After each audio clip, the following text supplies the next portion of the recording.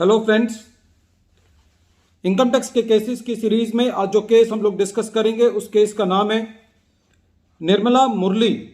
Relwani versus assistant commissioner of income tax. ये case 100 ITR short notes page number 64 पे report हुआ। Mumbai ITAT ने ये मैटर डिसाइड किया और इस केस का जजमेंट 1 दिसंबर 2022 को आया।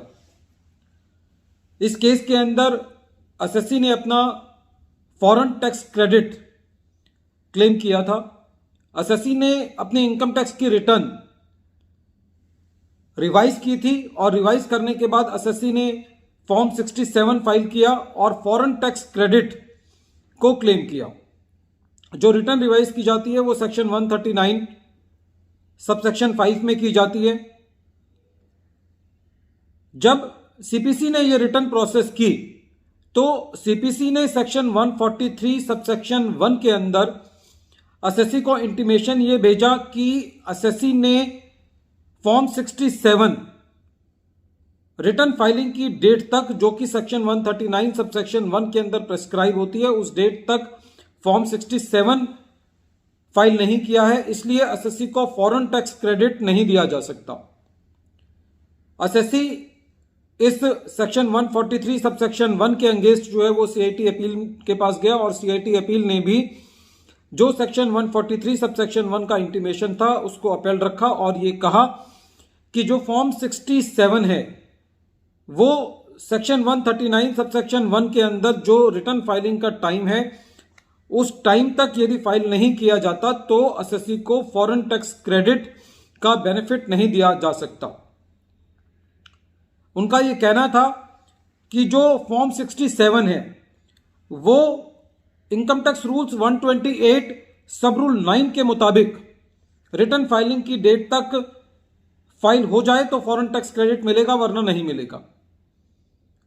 जब एसएससी को सीआईटी अपील से भी इस बात पे रिलीफ नहीं मिला तो एसएससी जो है वो आईटीएटी गया और आईटीएटी ने यह कहा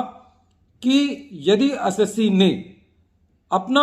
फॉर्म 67 जो कि फॉरेन टैक्स क्रेडिट का बेनिफिट लेने के लिए होता है, यदि वो rule 128 sub rule 9 of the income tax rules 1962 के मुताबिक due date of filing return तक, due date of filing original return तक फाइल नहीं किया है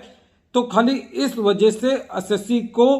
फॉरेन टैक्स क्रेडिट का बेनिफिट क्लेम करने से नहीं रोका जा सकता। आईटीएटी ने यह भी कहा कि ये खाली एक टेक्निकल ब्रीच है और जो फॉर्म 67 है वो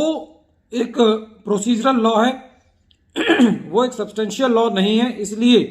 खाली फॉर्म 67 की डिले होने की वजह से एसएससी को फॉरेन टैक्स क्रेडिट का बेनिफिट जो है वो डिनाई नहीं किया जा सकता।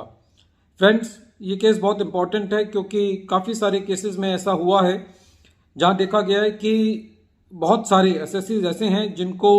फॉरेन इनकम भी है और उस फॉरेन इनकम पर एसएससी जो है वो बाहर के देशों में टैक्स पे करते हैं, लेकिन कई बार उनको जानकारी नहीं होती कि वो फॉरेन टैक्स क्रेडिट को भी, उसका भी बेनिफिट ले सकते हैं, या कई बार जेन्युइनली एसएससी की रिटर्न लेट हो गई है और उसने due date of filing return तक अपनी रिटर्न फाइल नहीं की है और वो रिटर्न बाद में भी फाइल करता है तो एसएससी अपना फॉर्म 67 फाइल करके अपने फॉरेन टैक्स क्रेडिट का बेनिफिट ले सकता है। आईटीएटी का यह कहना था कि ये जो लॉ है, ये जो कानून है कि फॉर्म 67 जो है वो रिटर्न फाइलिंग की डेट तक फाइल करना है, ये एक प्रोसीजरल लॉ है, ये सब्सटेंशियल लॉ नहीं है। यदि एसएससी को एक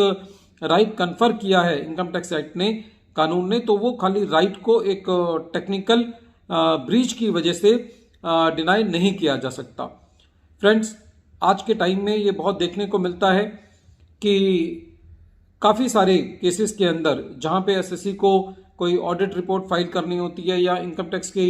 रिटर्न फाइल करनी होती है जिसकी वजह से एसएससी की एग्जम्पशन चली जाती है या उसको कोई डिडक्शंस नहीं मिलती, तो कई जगह तो ऐसा है कि जहां से एसएससी को अब आगे से भी रिलीफ नहीं मिल रहा, उसको कंडोनेशन में जाना पड़ता है। लेकिन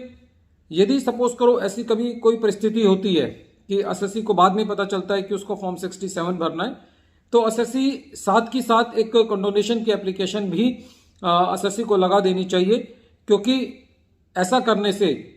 कल को ये बात उठे कि आपने इसकी कंडोनेशन की एप्लीकेशन क्यों नहीं लगाई, तो एसएससी को साइमल्टेनियसली कंडोनेशन की एप्लीकेशन भी फाइल कर देनी चाहिए मेरे ओपिनियन के अंदर। तो इस केस के अंदर मुंबई आईटीएटी ने ये फैसला दिया कि यदि form 67 due date of filing return तक फाइल नहीं भी हुआ है, लेकिन यदि ये रिवाइज रिटर्न के दौरान भी फाइल कर दिया गया है, लेट भी फाइल हुआ है, तो एसएससी को खाली इस वजह से फॉरेन टैक्स क्रेडिट के बेनिफिट से अलग नहीं किया जा सकता। वीडियो के अंत में एक बार फिर मैं केस का नाम रिपीट कर रहा हूं। केस का नाम है Nirmala Murli Relwani versus assistant commissioner of income tax. Thank you friends.